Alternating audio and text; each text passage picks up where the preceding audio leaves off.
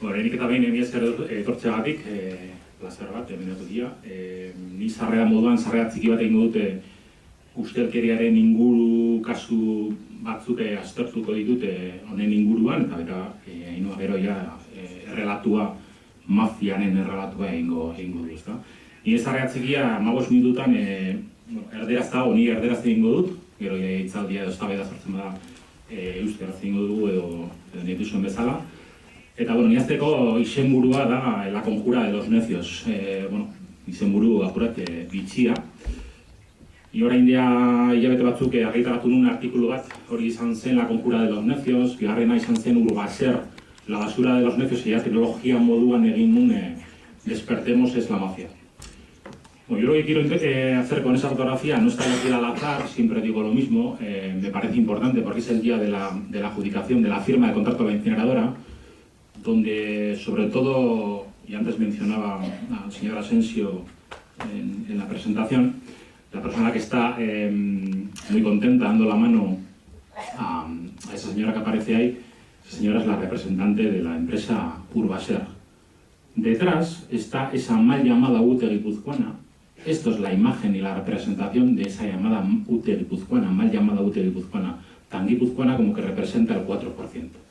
Quien está dando la mano al señor Asensio representa el 96% de esa UTE, esa Unión Temporal de Empresas, que está edificando la incineradora de Zubieta.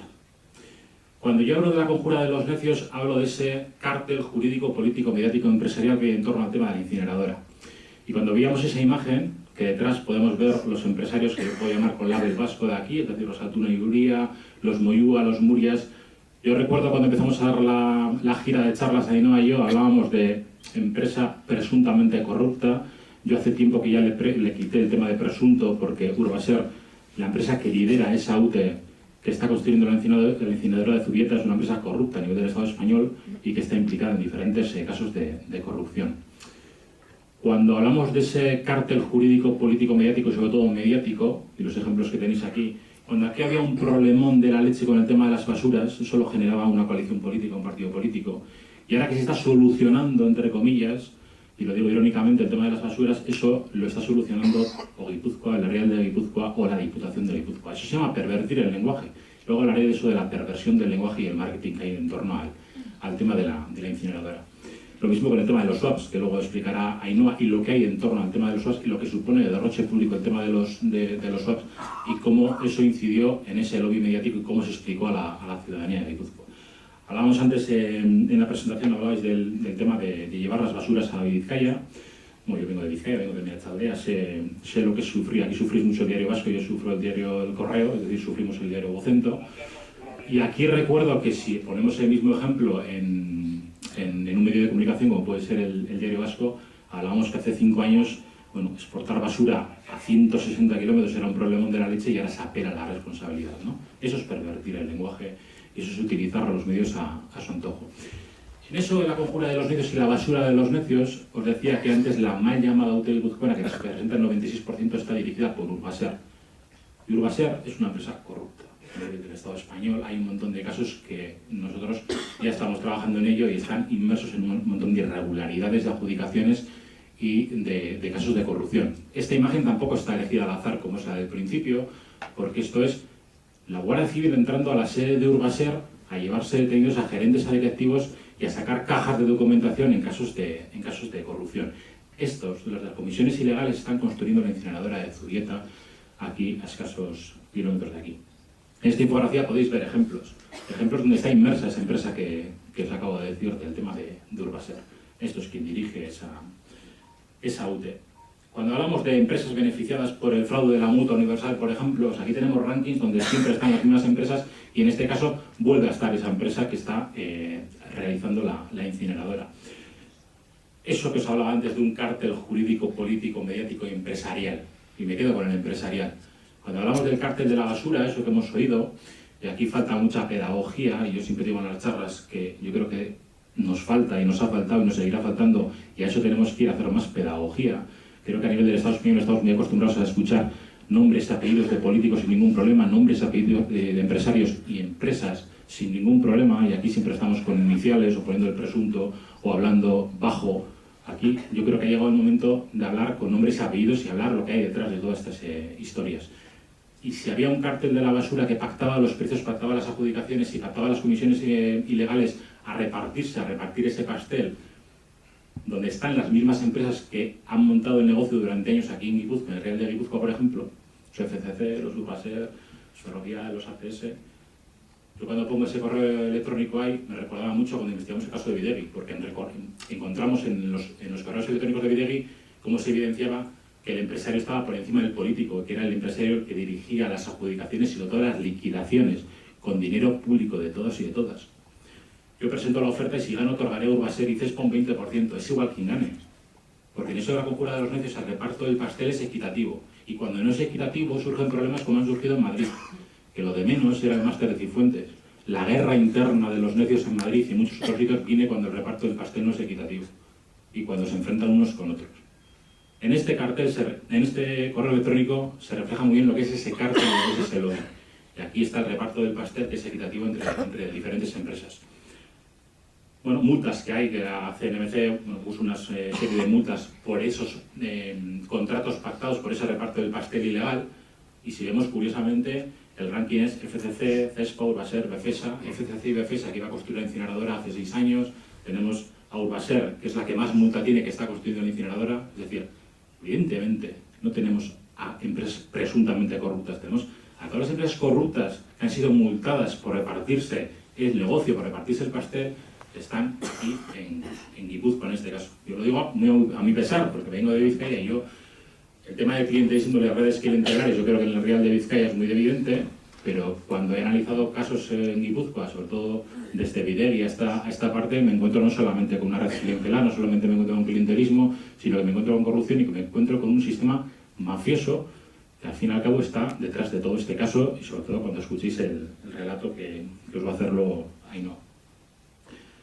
Cuando os decía lo de la pedagogía, hablar con nombres y apellidos, Pricewaterhouse, una auditoría que parece que la hemos descubierto con la operación Púnica, la operación Lezo, ya se conocía en Guipúzcoa hace muchos años porque fue la encargada de asesorar al señor, por llamarlo de alguna manera, Ormazábal en el caso de los swaps.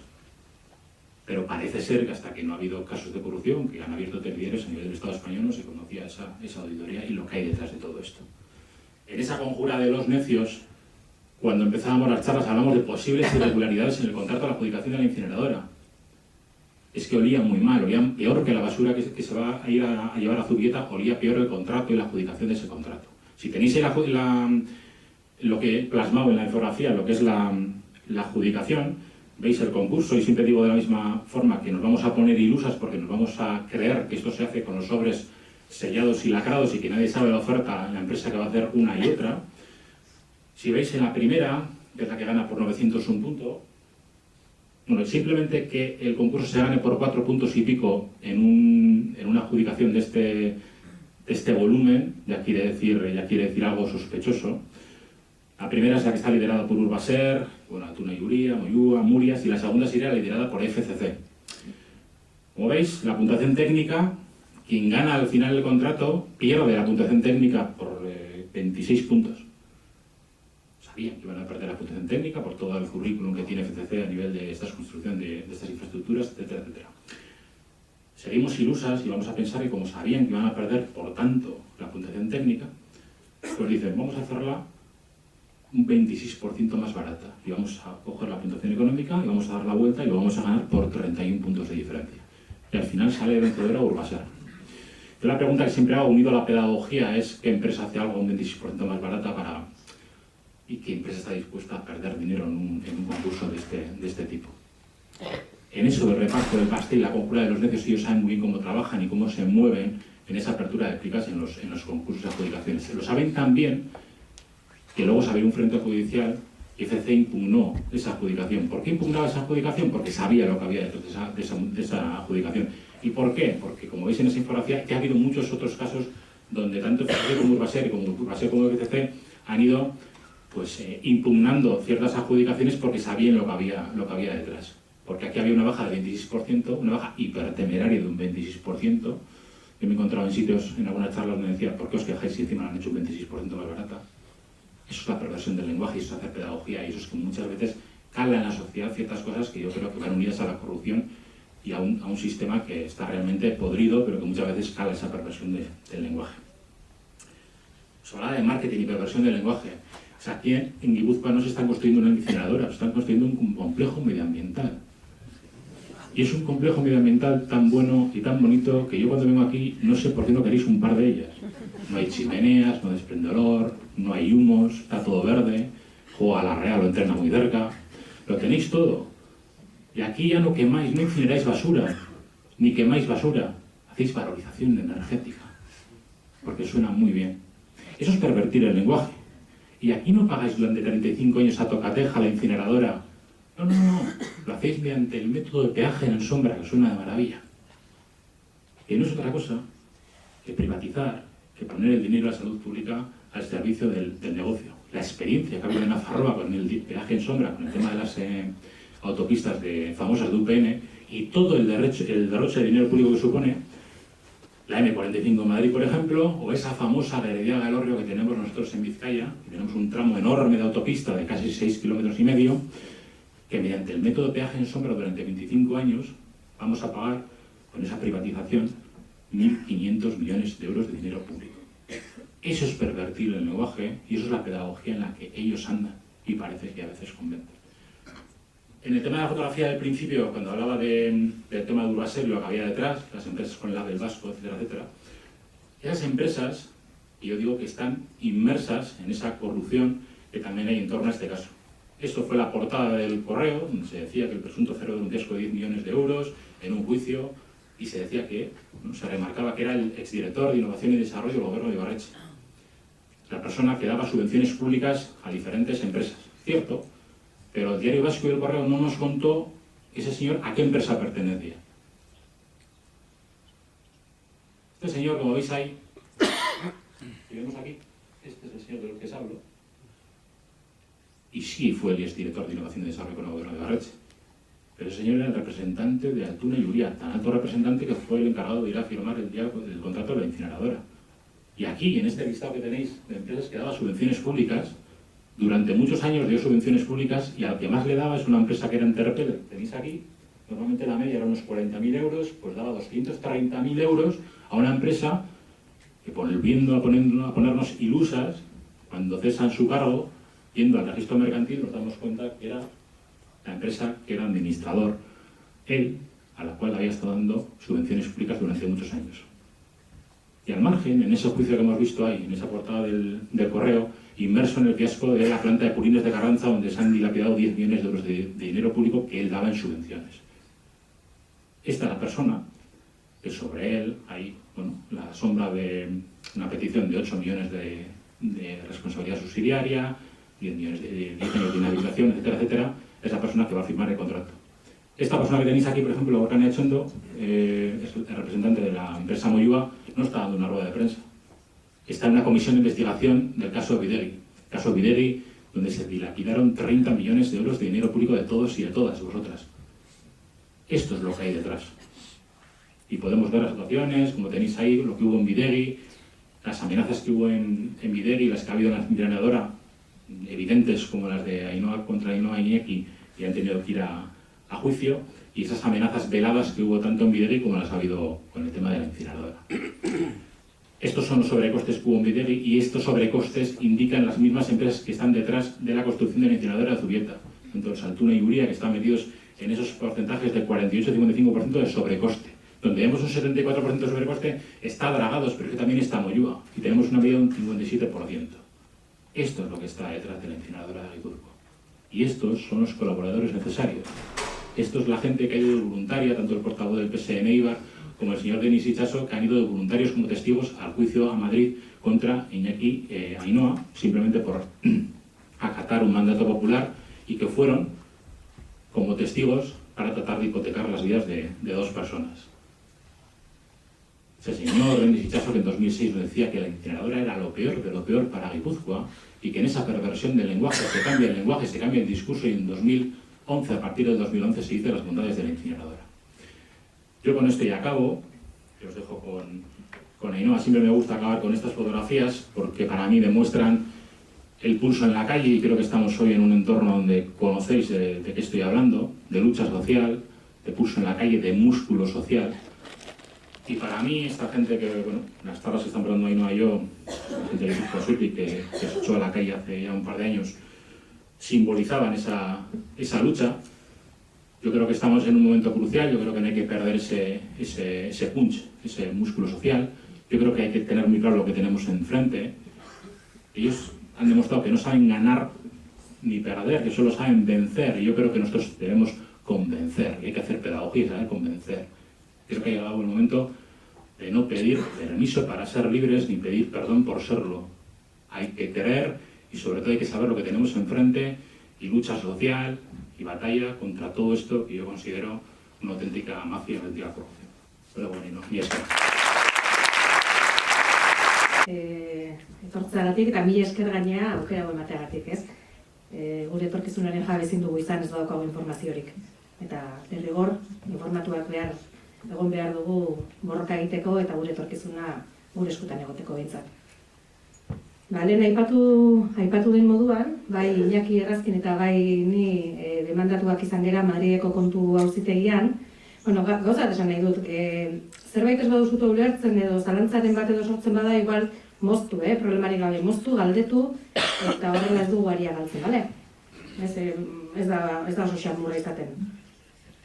Esaten nuen moduan, demanda sartu digute bai Iñaki Errazkin eta niri Madrideko kontu auzitegian, eta demanda sartu digute bi kontzeptuengatik.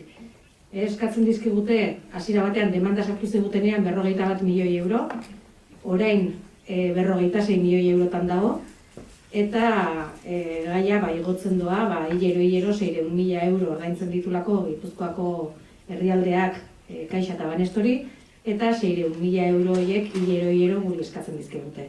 Orduan 2021 arte, eskuapengatik ordaindu behar dugunez, 2021 arte 110 milioi euroko kalte ordaina edo isuna edo reklamatzen digute. Hala ere, 40 milioi izan edo 100 milioi izan, guretzako osantzeko, Esaten nuen bi kontzeptupean eskatzen digutela, bat da kontratua erraustegia eraikitzeko kontratua apurtu genuenean enpresei ordaindu zitzaizkien 8,2 milioi euroengatik, eta bestea da swapak, produktu finantziero kaltegarri bat, basura bezala ezagutzen direnak, eta gero azalduko dut zehatzago zer den. Eta Denis eta Arkadiren argazkia jartzea gustatzen zait, ze beraiek izan ziren deklaratzera joan zirenak gure kontra, eta guzti honetan pertsona klabeak izan daitezkenak, ez? Argazki hau ere impresionanta da, ez? Impactatzen du pixka bat. Hor gorriko senyora hori, arro begiratzen duen hori izan zen gure epailea Madriden, Margarita Mariscal de Gante Aznarren justizia ministroa izan dakoa. Erabateko garantiak dauzkagu. Orain 20 urte zarragoa da, baino begira da arro hori jarraitzen du mantentzen, Jolatzen du da, alegia.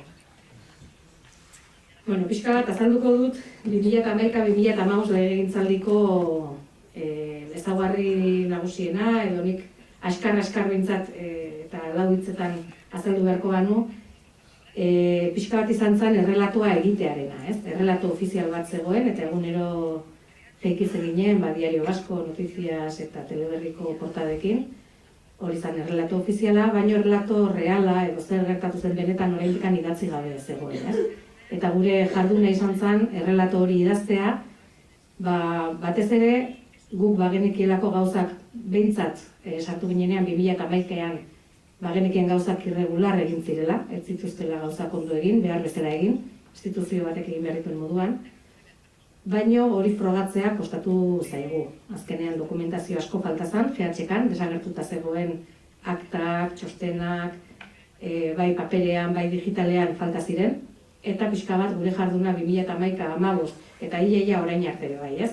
Izan da dokumentazio hori lortzea eta errelatoa idaztea. Hori izan da gure legegintzaldiko pixka bat jarduna edo, ez? Beste zera bat izan zen, gu GHK-an sartu ginenean, argi genuen kontratu bat sinatuta zegoen, Inestremis sinatu zutena, hauteskunde atarian sinatu zen, eta eraiki behar genuen erraustegia, eta momentu horretan erraustegia gaindimentsionatua zegoen. Ez zegoen nahiko tonarik Gipuzkoan erraustegi hori elikatzeko.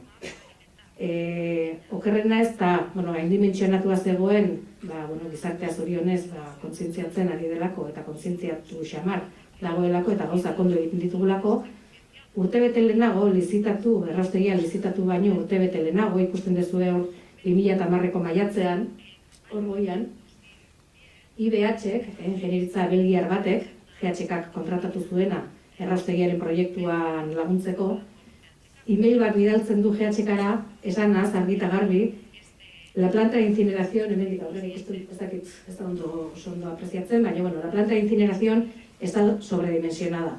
Supongo que has mantenido contactos o has planificado mantener contactos con potenciales empresas o centros de tratamiento de residuos, como por ejemplo la de Vitoria, con las cuales podrías concluir acuerdos que te aseguraran el aporte nominal de residuos al CGRG. Azkenean, lizitatu aurretik jakitun ziren gaindimentsionatua zegoela, eta ez zuten erabaki berdimentsionatzea edo ez dimensio egokietan egitea. Azkenean hori egiten dute pastela handitzeko, ez negozio gehiago izateko. Hondakinak, Gipuzkoan ez badago nahikoa hondakinik, kanpotik ekarri behar dira, hondakinak erretzeko. Eta kanpotik ekarri behar dira, kamioietan, ekarri behar dira barkoetan, ez, Irlandatik Mallorcara ere ematen diren moduan, edo trenetan, Madridea ere ematen diren moduan, ez. Orduan, trenak, barkoak eta kamioiak jartzen dituzte betiko enpresek.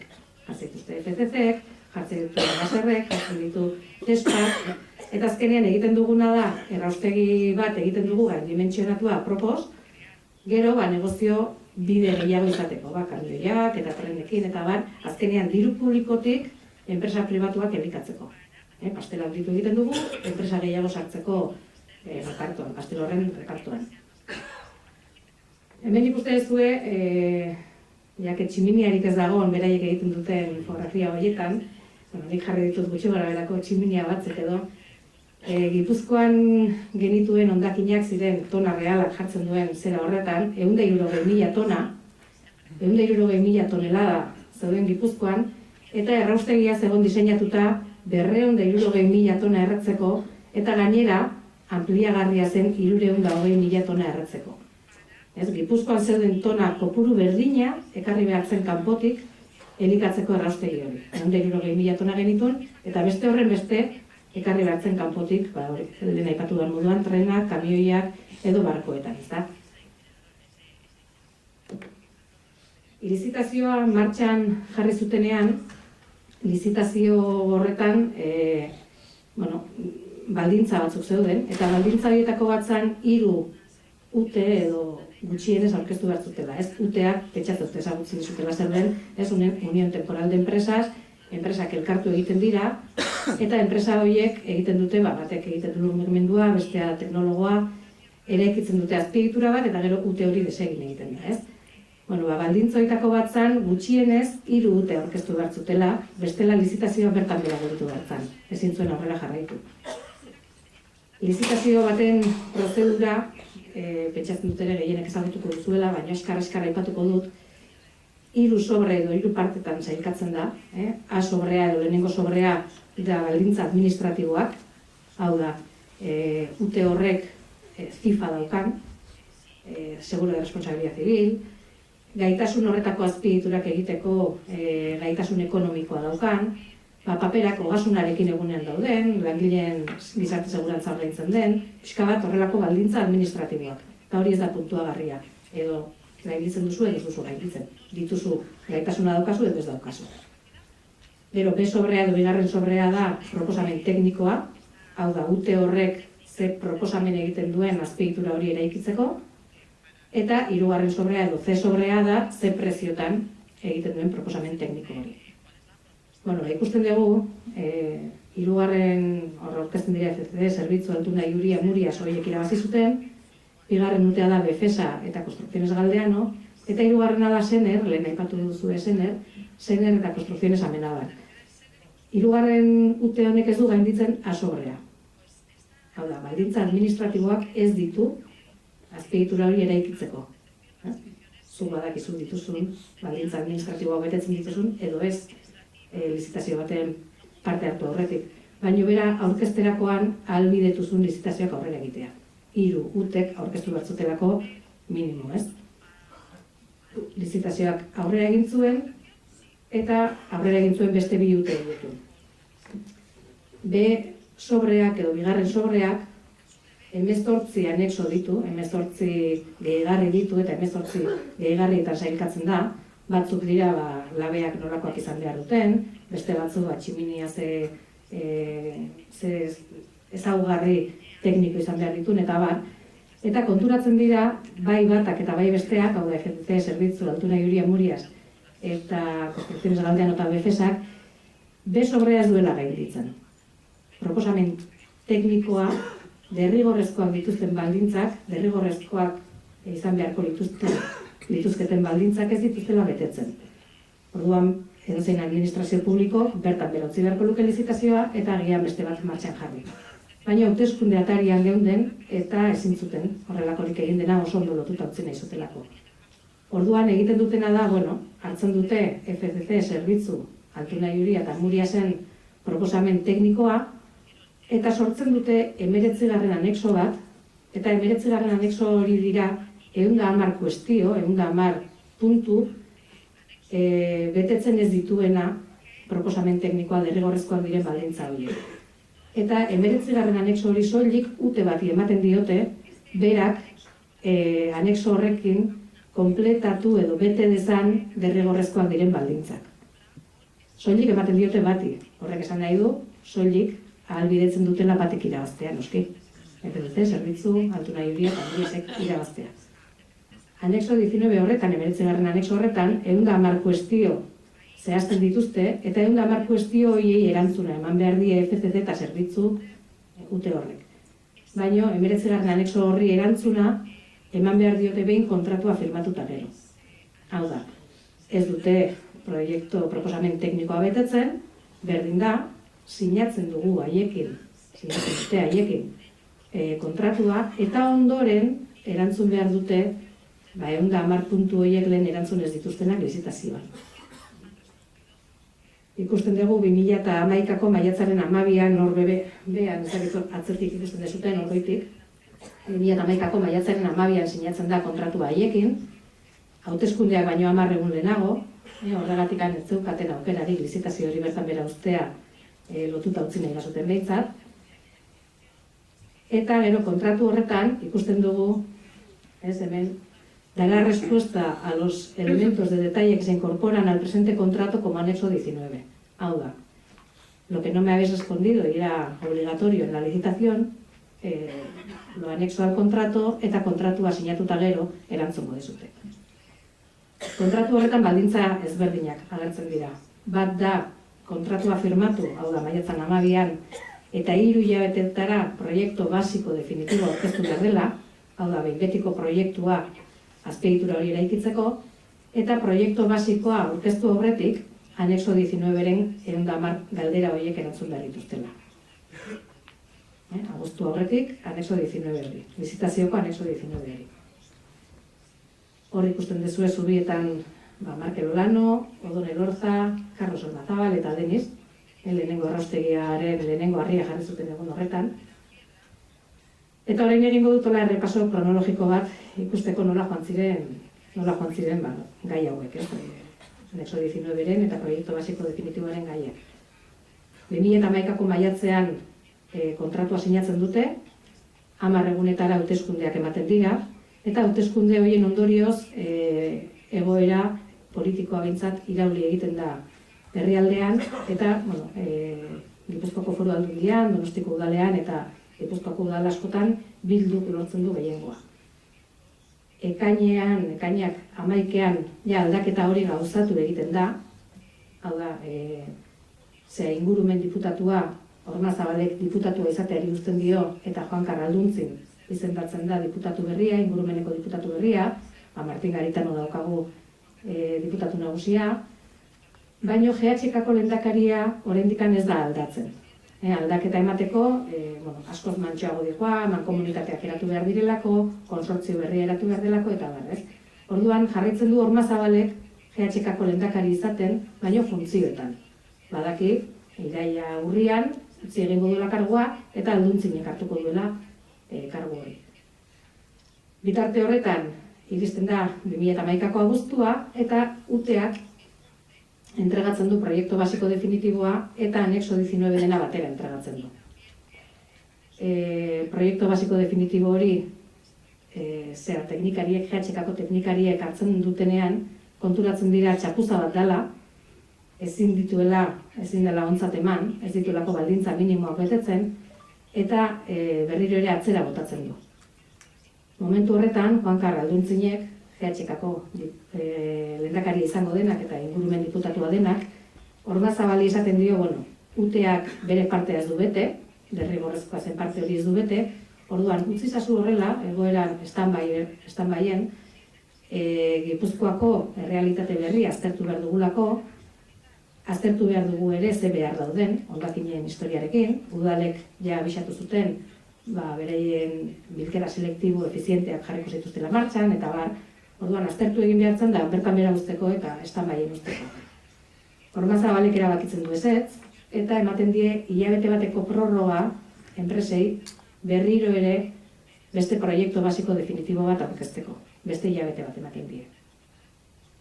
Iraian berriro ere proiektu basiko definitibo aurkezten dute bigarren proiektu basikoa, eta bigarren proiektu basiko horrek ere baldintza minimoak ez ditu betetzen. Orduan, kasu honetan ja idatziz, Alduntzinek esaten dio Ormazabali ez beste prorrogarik emateko, usteko stand-byen kontratua, eta aztertu egin behar dela egoera berria. Berriro ere, Ormazabalek funtzioetan egonda ere, beste hilabete bateko prorroga ematen die, 3. proiektu basiko aurkezteko enpresei, baina gaina momentu honetan erabakitzen dute ikusita orain arte egin duten lana edo entregatutako txapuza horiek, erabakitzen du GHK-ko langileak, hau da, langile publikoak, teknikariak, proiektua egitera jartzea. Hau da, FCC zerbitzu Altuna Iuria eta Muriasen proiektua langile publikoek egin zuten. Langile publikoek, soldata publikoa kobratzen dutenek, egin zuten enpresa pribatuen proiektua. 2011ko urrian aurkezten dute 3. proiektu basiko definitibo eta anexo 19 hori, eta aurkezten dutenean ontzat ematen du Ormazabalek, sinatu egiten du ontzat edo ondo balego bezala, eta hortik astebetera aldaketa gauzatu egiten da eta Alduntzen sartzen da GHK-ko lehendakari moduan. Baina sinatuta dagoia kontratua eta ontzat emana dagoenez, hortik aurrera kontratua apurtuz gero kalte ordainak ordaindu behar dira, indemnizazioak ordaindu egin behar dira. Eta esan dudanean, ontzat ematen duela ondo balego bezala, esaten dut, hortik egun batzuetara email horretan ikusten den moduan, azaroan, berriro ere IBH-ek, bidaltzen du GHK-ara email bat, esanaz, que de forma general consideramos el contenido del documento como incompleto, pero entendemos que el mismo será debidamente completado por la UTE frente a la entrega de la próxima revisión a validar por parte de las asistencias técnicas de GHK, según el Pacto de Caballeros Gentleman Agreement acordado entre las partes. Hori ere oso ezaugarri bat da, oso matxituak dira, oso Pacto de Caballeros egite dituzte, emakumezkorik ez dago administrazio kontseiluetan eta bar. Egiten dute Pacto de Caballeros bat, faltaren dokumentazio tekniko guztia, derrigorrezko dokumentazio tekniko guzti hori aurkeztuko dutela abenduan. Urrian onartzen da, eta abenduak 9 jartzen dute data, entregatzeko faltaren dokumentazio guzti hori. Ez dute entregatzen noski, gaur arte, ez dute entregatu, baina nola ja sinatuta dagoen berdin da entregatu edo ez entregatu, sinadura horretan onartzen da dena okei dagola, dena ondo dagola, eta ezin dituzu inondik harrapatu diputatu goi batek eman dielako okei hori, ezta? Hau jarri dut, oso askar pasako dut, hau da anexo 19 bigarren entrega, ikusten dezute orgoian, irailaren 23an entregatutakoa, eta nola niri kolore morea asko gustatzen zaidan, ikusten dezue 110 kuestio, hor ezkerretara, eta hor no entregado edo incompleto. Hau da, bigarren entrega horretan, 110 kuestio horietatik, entregatu ez zituzten edo bete gabe zeuden dokumento guztiak. Eta ikusiko ez du txostena oso morea dela.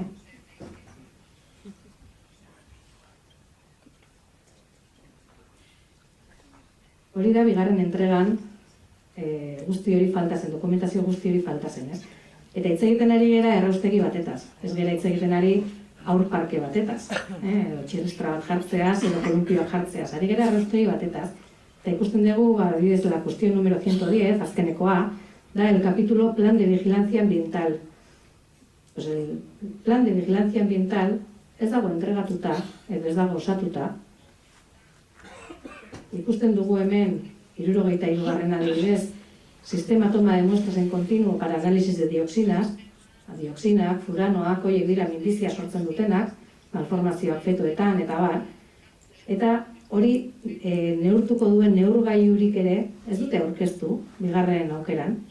Hori da duten errespetua, ez, gure ingurumena eta gure osasunarekiko. Ikusten dugu enpresek azkenean egiten dutela, beraien interes ekonomikoak babestuko dituena, ahalik eta gutxien, la ley del mínimo esfuerzo, eta nola badakiten gero ontzat emango dietela, aurrera egiten dute horrekin. Hori da, anexo 19ari dagokionez. Gero ikusten dugu, eta hau urtetara tokatzen dugun txosten bat da, beraien konfidantzazko abokatuak egiten duen txosten bat da, eta proyecto básico definitiboari buruz dioena txosten horretan. Ikusten dugu que el proyecto básico definitivo entregado con fecha 10 de agosto, a la primera entrega, no cumple con los mínimos exigidos al punto que ni siquiera es susceptible de valoración técnica y es devuelto al contratista que ni discute ni cuestiona esta decisión. El proyecto básico definitivo entregado con fecha 12 de septiembre, bigarren aukera, no es devuelto, pero presenta tantas deficiencias que la única alternativa para lograr un documento aprobable es la participación de las asistencias técnicas de GHK y del personal propio de la sociedad en la elaboración de las subsanaciones al documento. Como conclusión, toda la documentación técnica es altamente defectuosa y solo la colaboración, como veremos anticontractual, badakite kontratuaren kontra dijoala, eta nik gehituko nuke gainera ilegal, de los equipos de GHK permite un documento no excelente, sino simplemente aprobable en el caso del proyecto básico definitivo. Jarraituz, los incumplimientos se hacen evidentes y ello obedece a dos causas. Incapacidad técnica, ez dago gaitasun teknikorik, eta hala ere behartu nahi gintuzten erraustegi hori eraikitzea, eta voluntad deliberadamente rebelde al cumplimiento. La urgencia de la infraestructura hace que el contratista juegue a tratar de moderar sus obligaciones con incumplimientos que lógicamente siempre van en su beneficio. Tanik galdetzen dut, urgentzia da infrastruktura. Hainbestelako urgentzia zegoen, hilabete bat, 2 hilabete ezin zen atzeratu. Hortzan, urgentzia da infrastruktura. La urgencia era venida, estaba dada por el cambio político que venía. Orduan, enpresarioek betiko moduan, badakitenez edozen gauza onartuko dietela, edozen gauza ontzat emango dutela, egiten dute la ley del mínimo esfuerzo, baliabide gutxi jartzen dituzte, proiektua redaktatzeko orduan ez dute baliabiderik jartzen, berdin zait, oso posizio komoduan daude. Badakite edozein gauza entregatuta ere ontzat emango dutela, jartzen dira posizio pasibo batean. Ez dute zer egingo, eta GHK langile publikoak jarriko ditu nire proiektua egitera, eta gaina gero nik kobratuko dut. Hori da enpresarioek egiten dutena, eta hori da politikariek, eta hori da grabena, ontzat ematen dutena, eta sinatzen dutena, eta ahalbidetzen dutena, ez? Eta hori da grabe, azkenean diru publikoa delako, eta langile publikoek egiten dutelako enpresa pribatuen proiektua, eta gaina enpresa pribatuei ordaindu egiten zaie. Bueno, hor guapo gaude, Hor, Iñaki Errazkin eta biok, demandatuak izan geran biok, hor ari gera, azaleratzen edo gizarteari jakinarazten kontratu hori apurtu egingo dela. Hor jakinarazi genuen aurre akordio bat hartu genuela enpresekin. Eta hor esan nahi dut hor bi bide jorratu genitula, guk bagenekien informazioa bagenun susmoak eta zantzuak ere bagenitun gauzak ilegal eta irregular egin zirela, eta behar genitun frogak kontratua apurtzeko kalte ordainik ordaindu gabe. Guk demostratu ahal izan bagenu bere garaian gauzak ilegal egin zirela, bagian aukera bagenuen kontratua puskatzeko kalte ordainik ordaindu gabe. Eta beste bidea zen, froga horiek lortzen genitun bitartean, enpresekin negoziatzen aritu ginen, eta legeak behartzen gintuen kalte ordaina kalte ordain minimoa ordaintzea, ez? Azkenean legeak behartzen gintuen horrelako kontratu batean 100-tik 106-rako kalte ordaina ordaintzea, eta gu joan ginen negoziaketa mahaira instituzio publiko batek behar duen moduan 103 minimoa eta legeak behartzen gaituelako, ez? Negoziaketa horretan agerian gelditu zen lehenengo aldia zela instituzio publikoa jartzen ginela enpresen gainetik. Oso ohituak zeuden enpresak beraiek izatea negoziaketa guztietan baldintzak jartzen zituztenak barkatu, eta enpresa eta administrazio publikoak baldintza horiek onartu egiten zituzten, eta oso agerian gelditu zen ez zeudela ohituak enpresarioak gu joatea baldintzekin eta gu joatea indar posizio batekin, esanez instituzioen diru publikoaren babesa egingo dugu, ez? Eta hori da parte handi bat, Iñakitan ere kontrako salaketa jartzearena, azkenean erabakia Iñakiketanik ez genuen hartu, erabakia hartu zen konsortzioko batzarrean daude Gipuzkoako udal guztien ordezkariak, eta udal guztien ordezkariek bozkatu zuten kontratu hori apurtzeko, eta momentu hortatik aurrera apurtu zen kontratua, udal ordezkariek bozkatu zutenean, eta orduan ez du zentzu askorik Iñakitan ere kontrako demanda horrek, ez? Baina badauka mendeku pertsonalaren kutsua, ez? Gu izan ginen enpresen gainetik jarri ginenak, instituzio moduan, eta enpresak badakigu hori larrutik ordainarazten digutela, ez? Enpresak edo kapitalak edo establishmentak edo nahi dezuten moduan dituzta. Hori da lehenengo kontzeptua, kalte ordainak ordaindu genitula, 8,2 milioi euro ordaindu genitula. Eta bigarren kontzeptua dira swapak, produktu finantziero bat, gaur egun oraindik ere ordaintzen ari garena eta bizirik dagoen produktu finantziero bat. Hor argazkian ikusten dituzue Deniz, GHKko lehendakari ordea eta Carlos Ormazabal, GHKko lehendakaria zena eta ingurumen diputatua, Europako banketxe publikoak mailegua eman zuen, prestamoa eman zuen erraustegia eraikitzeko. Banco Europeo de Inversiones, Caixa eta Banesto zeuden mailegua eman zuten hiru banko ziren. Europako banketxe publikoak mailegua ematen duenean, maileguaren parterik handiena berak eman zuen, baldintza batzuk jartzen ditu, eta baldintza horietako bat da, egin behar dela, erabili den diruaren gaineko aseguro tipo bat. Mailegua hor dago, eta GHK erabiltzen joan beharko luke diru hori, erraustegia eraikitzen zijoan enean, ez? 10 milioi hasiera batean, lur mugimendua egiteko adibidez. Lur mugimendua egiten denean, horretarako 10 milioi euro hartu behar dira. Europako banketxe publikoak esaten du, erabilitako diru horren interes tipoa fijo mantenduko duen seguro bat egin behar dela. Interes tipoa zen variablea, Euriborrak gora egiten zuenean, interesak gora, Euriborrak bera egiten zuenean, interesak bera. Eskatu zuten produktu bat, interes tipori fijo mantenduko zuena prestamo guztiaren bizitzan. Baina bakarrik erabilitako diruaren gainekoa. Hau da, 10 milioiak erabiltzen genitunean, 10 milioien interesak finko mantenduko lituzken seguru bat. Gero, 80 milioi euro hartuko genitunean labeak ordaintzeko, ze labeak dira garestien arraustegi batean, 80 milioi euroko interesak finko mantentzea. Swapak ez dira hori. Kontratatu zuten beste produktu bat, etzena BEIk eskatzen zuena. Kontratatu zuten swapak, eta swapak dira mailegu guztia, prestamo guztia, erabili edo ez erabili, bere interes tipoa finko mantenduko duen seguru bat.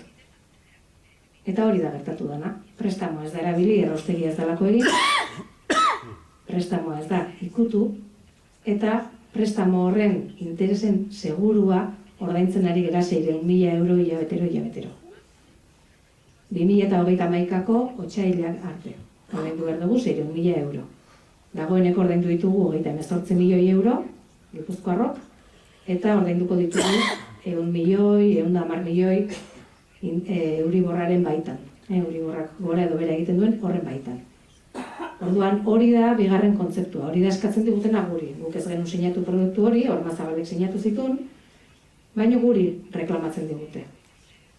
Carlos Ormazabalek bazekien ze produktutaz ari zen, negoziatzen ari zen, Caixa eta Banestorekin swapak, baino joan zen administrazio kontseilura eta informazio izkutatu egin zuen. Ez zuen informaziorik eman, administrazio kontseilura joan zen esanaz que, bueno, que había unos productos financieros, que podían encajar con lo que pedía el BEI, eta eskatzen zuen horiek sinatzeko eskumena edo baimena. Baino inongo momentuan ez zuen aipatu ze produktu ziren eta ze baldintzatan ziren produktu horiek. Administrazio kontseiluak eskumena ematen dio, baimena ematen dio berak GHK-aren izenean sinatzeko, eta sinatu egiten ditu. Eta sinatzen dituen momentuan, sinatzeagatik bakarrik, sinatze utxagatik, 5,6 milioi euro galtzen ditugu Gipuzkoarrok. Momentu horretan, asiento kontable bat egin behar da, 5,6 milioi euroko galerekin. Hala ere hori ospatzeko, gure hitzaldi bira honi izena ematen dion angula ustelak jatera joan ziren, EAJ-ko zuzendaritzako kideak joan ziren bankeroekin angulak jatera gu guztion kontura. Gainera horrelako negozio kaltegarri bat behintzat herritarrontzat, kaltegarri bat sinatu zen unean, ospatu zuten angulak jaten, eta 6.000 euro ordaindu genituen haiek egindako bazkaria.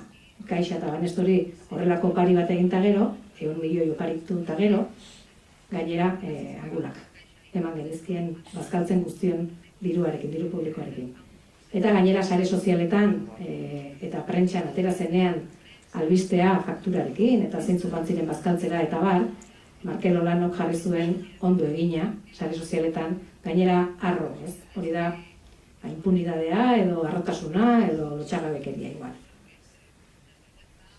Eta esan dudanean, Ormazabalek bazekiela ze produktutaz ari zen, baina ez zuela informatu, esan dut, Caixak egin ziolako test de conveniencia edo, ez? Horrelako produktu finantzieroak sinatu aurretik, bankak, eta orain lehen baino gehiago, baino lehen ere egiten zuten batzuk, egiten zizuten horrelako test bat, horrelako azterketa bat, jakiteko ia kapazitatea zenun ulertzeko produktu hori edo ez. Eta bera administrazio kontseilura joaten denean, bera ja test hori pasadu. Badaki suapetaz ari dela, baina ez du informatzen. Test horretan, hor ikusten duzuen moduan, galdera hauetako batzuk ziren, ¿está dispuesto a asumir eventuales pérdidas en la contratación de este instrumento financiero? Eta bere erantzun hasi. Diru publikoarekin ari da, pues no tiene ningún problema en tener pérdidas. En caso afirmativo, detalle el alcance de la pérdida. Sí, las primas pagadas en el momento de su contratación, sí, las garantías constituidas inicialmente durante la vida del instrumento, sí, los pagos ocasionados por las liquidaciones periódicas del instrumento y o cancelación anticipada del mismo, sí, por cualquiera de los conceptos anteriores. Está dispuesto a asumir pérdidas y está dispuesto a asumir pérdidas por cualquier concepto. Hori da diru publikoa kudeatzea ajolagalkeria izugarriaz, ez? Azkenen diru publikoa zari gera, eta berdintzaio galerak eukitzea y por cualquier tipo de concepto. Berdintzaio. Caixak, eta hau da harrigarriena, Caixa banku bat izan da, Caixak esaten dio, la Caixa ha determinado que el servicio o el producto de referencia hemen behan ikusten dezuena no es adecuado para usted por no poseer los conocimientos y la experiencia necesarios para comprender y valorar los riesgos que implica el servicio o el producto de referencia y sus consecuencias. O sea, no estás capacitado para entender este producto. Caixa, ¿qué? Después de que además le iban a hacer un regalo de 100 millones de euros, no estás capacitado para entender qué riesgos implica la firma de este producto. Se ha atendido Caixa. Si no obstante lo anterior, usted desea contratar dicho servicio o producto, podrá hacerlo con la advertencia expresa indicada en el párrafo anterior. Hombre, yo te advierto de que no estás capacitado, de que quizás no es el mejor producto, pero aún así, si lo quieres firmar y me quieres regalar 100 millones de euros, pues no me va a poner tontita, ¿no? Egin dezakezu. Hori da egiten dioten konbenientziako testa edo, Ormazabali. Hau oso itxusia gelditzen da espedientean, diputatu jaun batek, Caixak esatea, que no está capacitado para firmar o entender los productos financieros.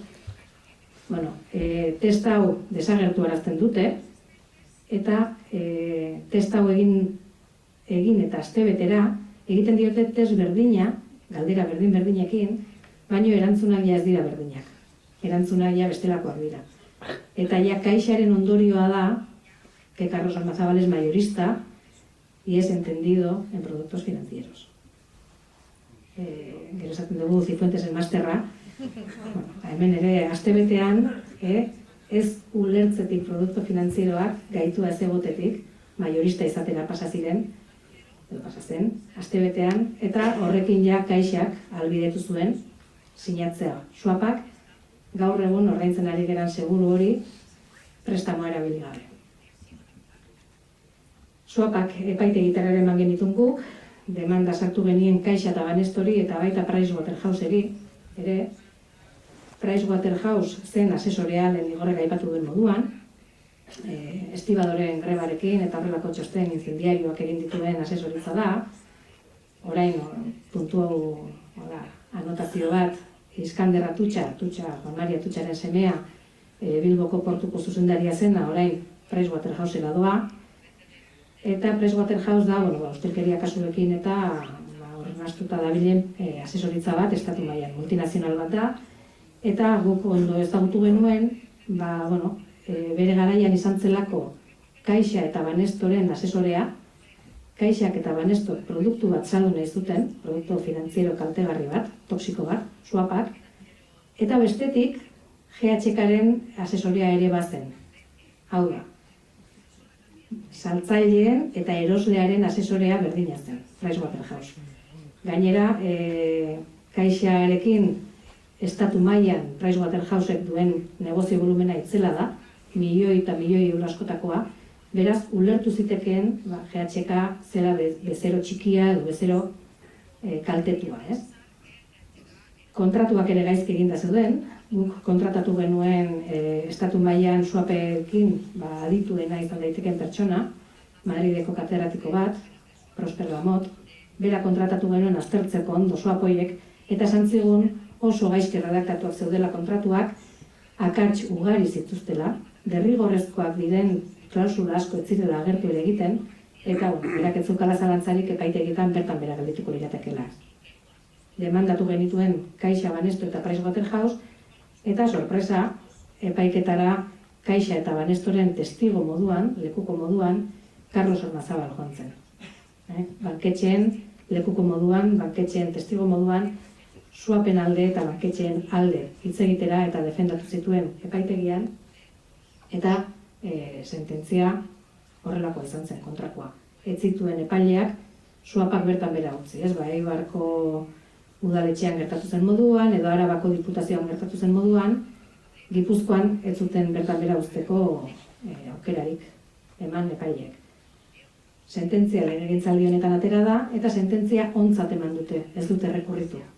Onartu dute, Swapak bertan bera ez uztea. Beraz, hilero, ari gara ordaintzen 6.000 euro banketxeei, ezergatik, ezerrez estaltzeagatik, ari gara oparitzen diru hori, eta nik horrela egingo nuke reflexio txiki bat, ez? Azkenean, Swapengatik ordaintzen ari geran diru hori banketxeei ezergatik, ezerrez estaltzeagatik, norbaitek eta oraingo GHKko arduradunek beraien kezka nagusia baldin bada diru hori berreskuratzea eta galderak ez edukitzea instituzioek, norbaitek itzuliko balu diru hori, edo itzultzeko kapazitatea balu, eta gainera ez kobratzen jarraitzeko hori banketxeen kontra demanda bat sartuta, lortuko litzake. Ez Iñakitan eri demanda sartuta. Gure gandik ez dute lortuko, 36 edo 1 milioi euro sekula. Baina banketxeen aldetik posible da. Itzuli orain arte eman dizugun diru guztia, eta gainera hemendik aurrera ez dugu jarraituko ordaintzen. Baina banketxeen kontra ikusten dugu ez dutela ezer egin nahi, sententzia ere ontzat ematen dut, ez dute rekurritzen, eta demanda sartzen digute guri, eskarmentu politikoa agian, gure bizitzak izorratu ere bai, hasiko dira enbargoak, soldatenak, etxe bizitzenak, eta bar, baina dirua guk Gipuzkoarroi izango diegu, itzuli diru hori izango dugu sekula itzuli, ez? Baina bizitzak izorratuko dizkigute. Eta ikusten dugu hori dagoen helburu bakarra. hau askar pasako dut, Prosper Lamot esan dudan perito horrek bidalizian email batean, aurtengo otsailean, ez dakit prentsan irakurri izan zenuten, 91 milioi eurotako isuna jarri zien CNMCek Santander, Sabadell, BBVA eta CaixaBanki suapen prezioak adosteagatik. Eta Gipuzkoarron suapak, Gipuzkoarrok ordaintzen ari eran suapak ere epe horietan adostuak zeuden. Berak, bai, epaiketan, gure epaiketan Madriden perito moduan deklaratu zuen, eta bai, email honetan esaten dit, berak argi eta garbi ikusten dula, berriro ere demandatuz gero, edo rekorrido handiagoa emanez gero, demanda horri, aukera handiak daudela suapak bertan bera ustea. Baina ez dago intentziorik. Eta, bueno, hau da, ja beste ikusiko dezuen nola jokatzen duten zen negozio zikinak egiten dituzten, ez? Lehen aipatu dizuet bide bat izan zala negoziazioarena, eta beste bide bat izan zan dokumentazio hori lortzearena, errelatoa egiteko, eta demostratu izateko, ia gauzak ilegal egin ziren eta kontratua apurtzea kalte ordainik ordaindu gabe. Guk dokumentazio guzti hori falta zenez bai artxiboetan eta bai digitalean ere, erabaki genuen, eta kontratua apurtu aurretik izan zen hori, erabaki genuen bilera batzuk egitea Jaurlaritzarekin eta Diputazioarekin bilera ezberdinetan parte hartu zuten teknikariekin. Proiektu basikoa redaktatu zuten teknikariekin, bilera ezberdinak izatea naiz eta dokumentazioa paperean ez eduki, beraiek kontatzea guri gauzak nola egin ziren. Eta teknikari batekin egindako bilerak izan ziren emankorrenak, agian. Informazio asko eman zigun, eta informazio horretan, adibidez, guk esateken nion, zuek jakitun zineten erraustegia eraiki izan balitz, Jaurlaritzak ematen duen ingurumen baimen bateratua, hau da, ingurumena zaintzeko edo defendatzeko jartzen dituen baldintzak, ez direla betetzen, bazenekiten ez zela betetzen, erraustegia eta baimena atzeko zela bat, eta bai, bazekiten, jakitun ziren ez zituela baldintzak betetzen, baino berdin zitzaien. Azkenean eraiki eta eraiki ondoren baldintzak edo baimenak aldatzen dira bata bestearekin bat etortzeko, ez? Politika de hechos consumados. Hori zen helburua. Eta ja galdetzen diogunean, eta zeintzuk parte hartu zuten bilera horietan, jakitun ziren teknikariak, Jaurlaritzako politikariak, jakitun ziren azpiegitura eta baimenak ez zetuzela bat, eta esan zigun, izen batzuk eman zizkigun, baina esan zigun, baina nik bileretako aktak eskaneatuak ditut ordenagailuan, eta nahi baizue bihar bertan CD batzuk ekarriko ditut eta grabatuko ditut CD horietan eta pasako dizkizuet. Eta hori da guk bilatzen genuena, 2 urte, genera matzan akta horien atzetik, baina akta horiek desagertuta zeuden. Orduan berak esaten digu, bere ordenagailuan ditula eskaneatuak, eta horrengo gunean ekarriko ditula CD batzuk, grabatuko ditula eta emango dizkigula akta guzti horiek. Horrengo egunean, goizeko 7 dator lanera, inoiz baino goizago, 2011ko abuztuaz ari gera. Goizeko 7 etortzen da lanera eta esaten digu goizean zehar grabatuko ditula akta horiek CD-an eta eguerdi parterako edo emango dizkigula. Eguerdiko 12ako gutxitan edo SMS bat bidaltzen digu, esanaz, alabak ez behar bat izan dula eta korrika alde egin behar izan duela alabarengana. Guk erantzuten digu, ze horrelako irteerak maiz egiten ditu, alaba gaixotzen da maiz, eta erantzuten diogu, zaintzeko alaba, eta jartzen digu hurrengo gunean emango digula CD hori akta guzti horiekin. Hurrengo gunean beste SMS bat bidaltzen digu, eta esaten digu, atzo gezurra esan izuen, nire alaba etzen gaixotu, ni izan nintzen gaixotu nintzena. Eta horrek ja, horri asko pizten dizkigu buruan, eta joaten gara korrika bere bulegora eta ordenagailua falta da. Ordenagailua eta disko gogor esternoa falta dira. Deitzen diogu, galdetzeko ordenagailu batik, ian undagon, jungo gara korrika momentu batean dira dagoen lekura ordenagailua jortzeko, eta esaten digu ez dagoela etxean, eta ordenagailuan undagon ere ez dakila. Jetxiko naiz kotxera, begiratuko dutia kotxean dagon, eta 5 minutu barru deituko dizuet. 5 minutu barru etzegun deitu, noski, deitu denion, 2, 8 mila dei egin genizkion, apagado fuera kobertura, Etzun erantzuten, SMS-ak bidali genizkion, ez zituen erantzuten, e-mailak bidali genizkion, etzun erantzuten, ja e-mail ofizialak, salaketa jarriko geniola, hainbat ordutan ordenagailua ez bazuen entregatzen, eta bar, eta ja ez zuen erantzun. Eta salaketa jarri genion ordenagailuaren lapurretagatik, baino batez ere barruko dokumentazio horren lapurretagatik. Hor zegoelako gure ustetan frogak kontratu apurtzeko kalte ordainik ordaindu gabe. Salaketa jartzen diogu eta jarraitzen dugu gure plangintzarekin, BATMB-aren proiektua plangintzatzen, konpostaje planten proiektuak, eta bar, eta astebetera GH-kan gaudela lanean, atea jotzen dute, eta atea irikitzea joaten ez, eta bi ertzain. Eta venimos a por las grabaciones de las cámaras de seguridad. Pentsatuz, ordenagailuaren lapurretaren auziagatik zela. Eta no, porque esta persona ha puesto una demanda contra vosotros por secuestro, torturas, amenazas y malos tratos. Horrexe, iaia hor gelditu nintzen zutik. Bueno, kontua da azkenean ikusten dezu, eta ja zuma urruntzen desunean, eta gaur egundik ikusita, konturatzen zera jokua edo jugada izan zela oso argia, ez? Orduan, ordenagailuaren lapurretaren auzia gelditzen da bigarren plano batean, lehenengo ebatzi behar delako, ia egon diren torturak, tratu txarrak, eta bar, ariketa, eta bar. Orduan, urte erdiko ibilbidea egin genuen, epaiketa zepaiketa, demostratzeko gezurra zala guk sekuestratu, torturatu eta guzti hori egin genura.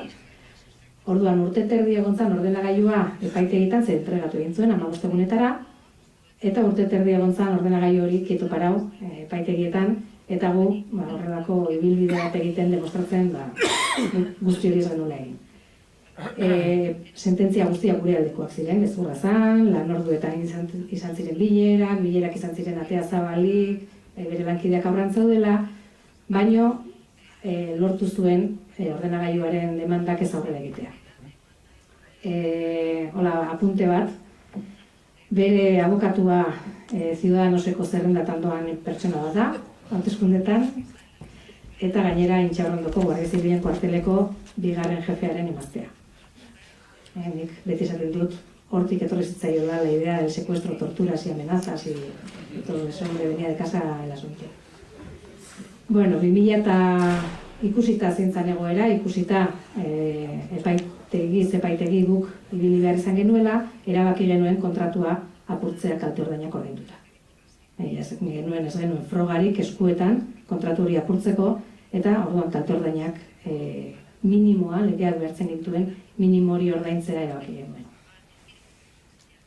2015ko otsailean, ja, behin betiko ateratzen denean, guk ez dugula ez torturatu, ez baitu, ez eserre, entregatzen digute ordenagailua epaitegitik, eta hasten da berriro aktibatzen da bere kontrako demanda hori, erematen dugu perito batengana, eta konturatzen gera, esaten dugu peritoak, inoiz baino goizago lanera joan den egun horretan, goizeko 7 lanera joan den egun horretan, 7 eta 13 minututan hasten duela un borrado masibo de documentación, eta 30.000 artxibo ezabatzen ditula ordenagailu horretatik modu seguruan. Soilik berreskuratzen ditugu 159 artxibo, eta gaur kontatu dizuedan hori, proiektu basikoa, anexo 19, eta gauza askoz gehiago, baina ez daukat denborari sartzeko, hemen apuntatzen ari dira 2 minutu eskitela, gauza askoz gehiago topatu genituen. GH-kako administrazio kontseilu berriak, zeuri gertatu da 2015an gertatu zen, berriro ere maiatzean hauteskundeak, berriro ere EAJ eta PSE daude GH-kako administrazio kontseiluan, bere lehenengo administrazio kontseiluko bigarren gai ordeneko puntua da pertsona honi demanda kentzea. Kendu egiten zaio demanda, eta orduan inoiz ez du erantzun pertsona honek epaitegi batean, zergatik lapurtu zuen ordenagailua, zertarako nork aginduta, eta ez du erantzunik eman. Gaur egun gainera pertsona horrek egiten du lan zerbitzuen presedentzako. Beraientzat egin zuen proiektu basiko definitiboa, beraien proiektu basiko definitibo hori berak puntuatu zuen, eta gaur egun gerente moduan zerbitzurentzat egiten dira. Eta, utziko dugu, kamioiak nola oparitzen zituzten lizitazioetan, amortizazioak ulertzen zituzten kamioien alokairu moduan. Orduan, kontratuak amaitzen zirenean, ez zituzten erreklamatzen kamioiak, trailerrak. Guan geundela, lizitazio bat martxan jarri genuen eta exigitu genuen kamioi horiek GHK-aren izenean jartzea, eta kriston kalapita sortu zen. Enpresarioak etorrez diren zutan, abokatuekin, baina zalantzari gabe, hurrengo gunean, juntan izan ziren trafikora GHK-aren izenean jartzea trailerrak. Eta hori da, froga bat hori, eta beste asko, enpresarioak ez zeuden oso gustora gurekin, eta orduan aktibatu zuten sare guzti hori, ez? Mediatikoa eta politikoa, kriston erasoa, azkenean hondakinen atzetik eztabaida zantzu bat piztu zuten, eztabaida alperrikako bat, desbideratu zuten eztabaida benetazkoa, Diario Vasco, Teleberri eta bar, eztabaida kokatu zuten edo zintzilikariak edo bosgarren edukiontzia, eta hori etzan eztabaida, dudarik gabe gauzak ondo egin behar dira, eta sailkatu behar dira hondakinak, baina eztabaida hortik haratago zihoan, eztabaida zegoen tratamenduan ere bai. Erraustegiaren modelo horretan zegoen eztabaida, eta hori saihestu egin zuten etengabe, ez? Eta jarri zituzten zintzilikariak, bosgarren edukiontzia, usaiak, arratoiak eta bar, ez? Eta hor kokatu zuten eztabaida erosoen zeduelako. Benetazko eztabaida eman izan balitz, agian ez zituztelako beraien proiektuak horrela emango, ez? Eta hola ikusita azkar eta laburbilduz, ikusten dugu erraskinetan ere kontrako salaketa jartzen digutenean parte batean badala mendeku pertsonala, gu jarri ginen enpresen gainetik eta hori ez dute barkatzen, hori da boterea maiuskulaz, deitzen dudanean nik. Eta bestetik, hemendik aurrera, abiso navegantes. Hemendik aurrera, Erraskin eta Ainoari gertatu zaiena, edo gertatuko zaiena, gertatzea ez badezu nahi, guretzat estrategikoak diren proiektuak ez ikutu. Hori da bidali nahi diguten abisua. Estrategikoak diren proiektuak zeintzuk dira, diru publikoa, poltsiko pribatuetara ematen dutenak. Azkenean guk, herritarrok, gure zergetatik ordaindu egingo dugu, eta ikusten dugu, ez, murrizketak zerbitzu sozialetatik, eta murrizketak, baino gero oso esplendidoak dira, eta 1.000 milioiko erraustegi bat eraikiko dute, Metro Donostialdea eraikiko dute, edo eraiki nahi dute, Belartza bi, Supersur, berdin da proiektua zein den, azkenean proiektu estrategikoak dira, herritarrok etengabe ordaindu, eta bankeroak eta enpresarioak aberastuko diren proiektu horiek. Eta zergatik ez, esan behar dugu, politikari ustelak ere aberasten diren proiektu horiek direla proiektu estrategikoak. Eta entzuten dugun bakoitzean proiektu estrategikoak hori dago atzetik. Eta hori da injustu, ezin duguna utzi, eta alarma gorri guztiak piztu behar dizkigu herritarroi, ez? Ja ez gera Inakitani, gure aia sententziak pentsatzen dut redaktatu dago aspaldi, baina sententzia hortik haratago dihoa. Gu guztiok nahi dute horrela egotea, beraientzat estrategikoa diren proiektuak ez ikutzea, negozioak ez apurtzea, eta onartuko dituzte manifak egitea HTaren kontra, onartuko dituzte kadena humanak egitea Metro Donostialdearen kontra, baina benetan negozioak ikutzea ez digute baimendu nahi. Eta hemendik esan behar diegu ez dugula beraien baimenik behar. Herritarrontzat kaltegarriak diren proiektuak beraiek ez digutela esango, ikutu daitezken edo ez. Herritarrontzat kaltegarriak diren proiektuak herritarrok erabakiko dugu gelditzea. Eta nik uste dut mezu horrekin jarri behar dugula denak zutik, buruak tente, irrifarrea beti ahoan, eta borrokatzen jarraitu behar dugu gure etorkizuna beraien eskuetan ez egoteko. Enpresario eta bankeroen eskuetan ez egoteko. Eta mila esker, eta hori da.